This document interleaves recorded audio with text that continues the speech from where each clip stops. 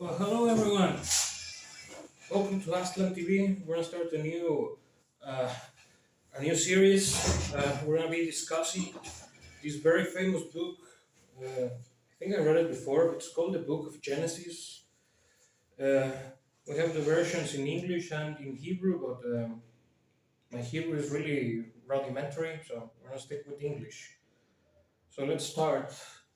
In the beginning of God's creation of the heavens and the earth. That sounds nice. Now, the second part. Now the earth was astonishingly empty, and darkness was on the face of the deep, and the Spirit of God was hovering over the face of the water. That sounds nice. And God said, "Let there be light." Oh, that's where that phrase comes from. That sounds nice. And there was light. And God said, "Let there be light," and there was light.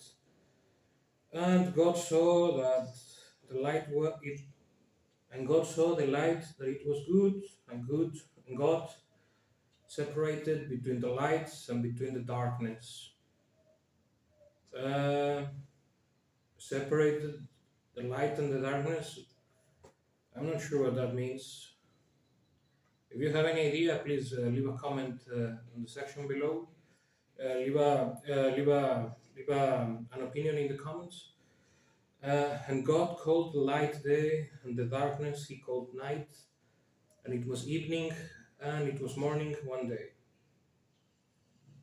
And God said, "Let there be an expanse in the midst of the water, and let it be a separation between water and water." Like, this is really weird. I don't understand what this means. It kind of sounds like that story when Moses separated the sea. Yeah, really cool. And God made the expanse, and it separated between the water that was below the expanse and the water that was above the expanse. And it was so. English is not my first language, so let's see what expanse means. Extension in Spanish, so expanse. And God called the expanse heaven, and it was evening, and it was morning, a second day. So the previous sections were just in one day. Ooh, that's really fast. And God said, "Let the water that is beneath the heavens gather in one place, and let the dry land appear," and it was so. And God called the dry land earth, and the gathering of the waters He called seas, and God saw that it was good. Let's drink some coffee.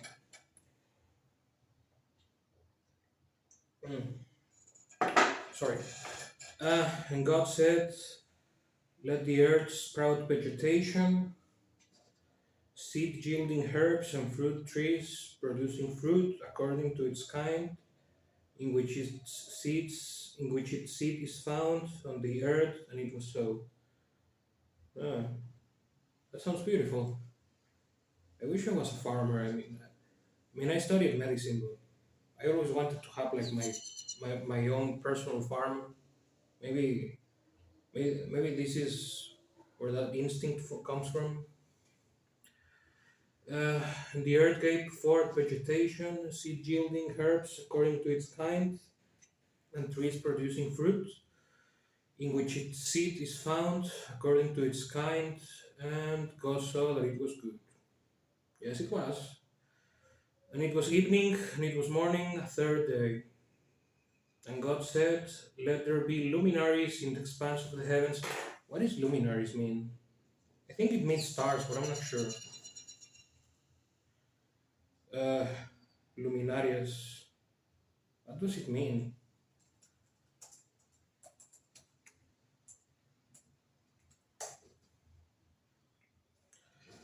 Uh, Luminary, archaic term, a natural light-giving body, especially the sun or the moon. So it must be stars. So and God said, "Let there be luminaries in the expanse of the heavens to separate between the day and the night.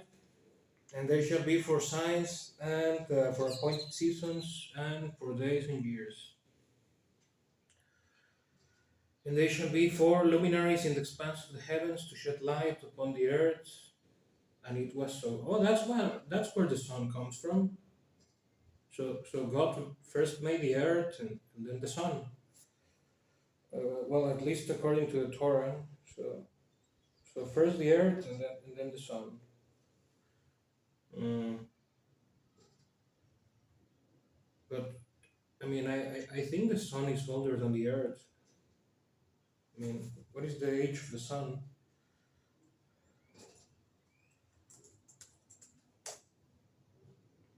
Uh, English, please. Uh, 4.5 billion years. What is the age of the earth?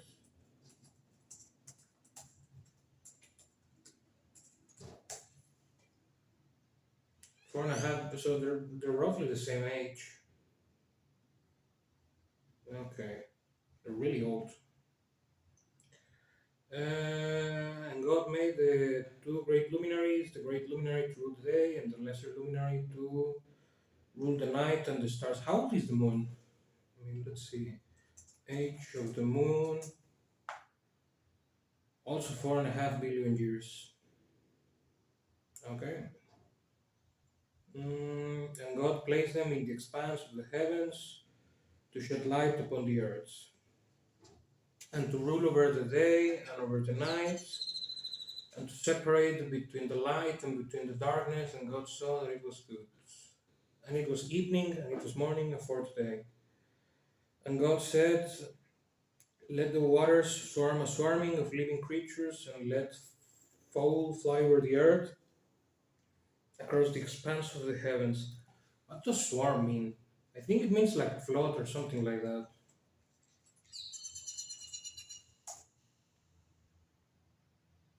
Mm, let the waters swarm a swarming of living creatures. Mm,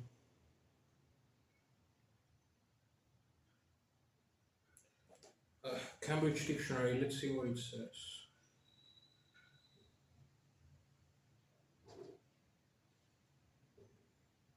Mm,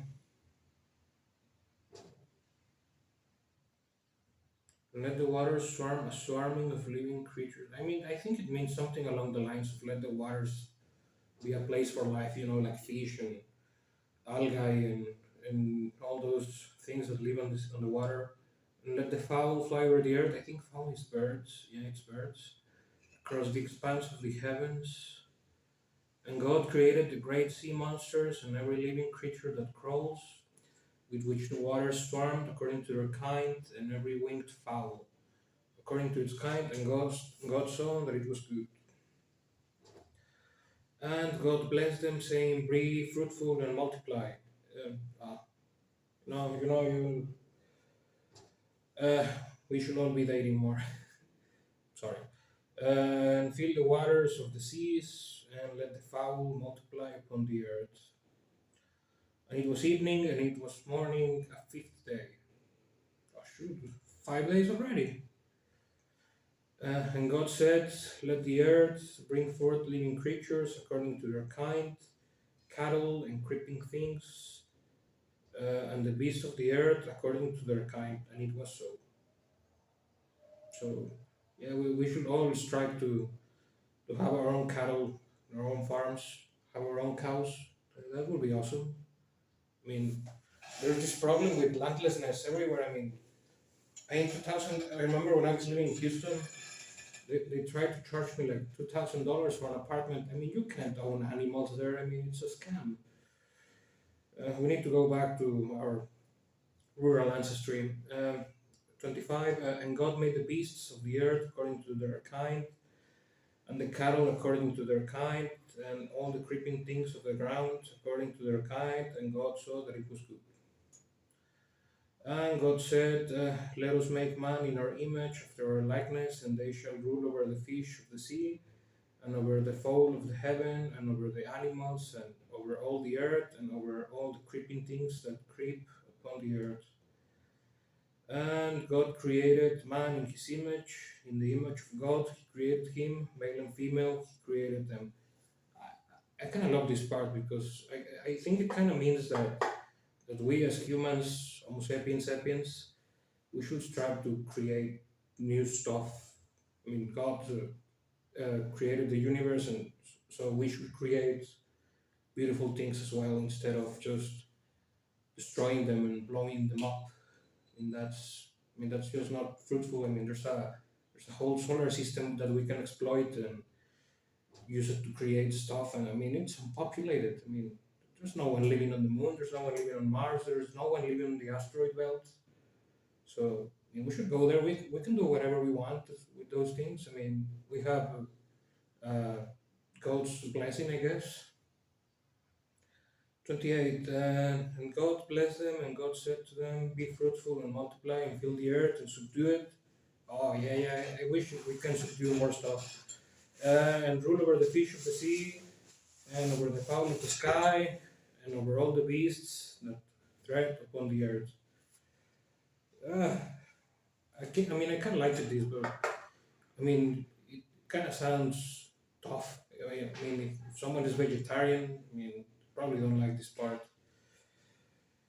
And God said, "Behold, I have given you every seed-bearing herb which is upon the surface of the entire earth, and every tree that has seed-bearing fruit, it will be yours for food." Of course, we need to own our own farms. I once made a calculation, and I found out that if you converted all the wealth of Tesla, the company that makes electric cars, I think its market cap, I think it was three quarters of a trillion.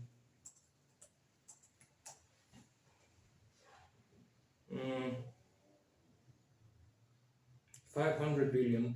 Well, I remember I made the calculation some time ago that if you converted like all the wealth of Tesla into potatoes, it will be enough to feed potatoes for people that lived 80 years. For it will be enough potatoes to feed 36 million people for 80 years, assuming 2,000 calories per day. I mean, we really need to step up our game in farming technology and food production. I mean, we cannot be all work as influencers, but I mean maybe part time, but we should really go back to our roots, make our own food. Mm, and God saw all that He made, and behold, it was very good, and it was evening, and it was morning, the sixth day. And let's see, Bereshit, chapter 2. Now the heavens and the earth were completed, and all their hosts.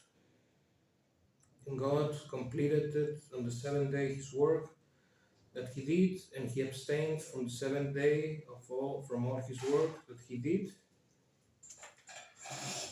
And God blessed the seventh day, and He hallowed it, for thereon He abstained from all His work that God created to do. So that was the first chapter. I think that's enough for today. If you like this video, please subscribe. Leave a video in the uh, leave your comments below. And if you wish to see more videos like this, there's a link in the description for you to donate cryptocurrency. We take Bitcoin and Ethereum, and we will be extremely grateful for your donations so we can continue this analysis of scripture. Maybe we can read the Quran or the Bible. I don't know. We're gonna start with the Torah, which is what I know. So let me know your thoughts. Best wishes.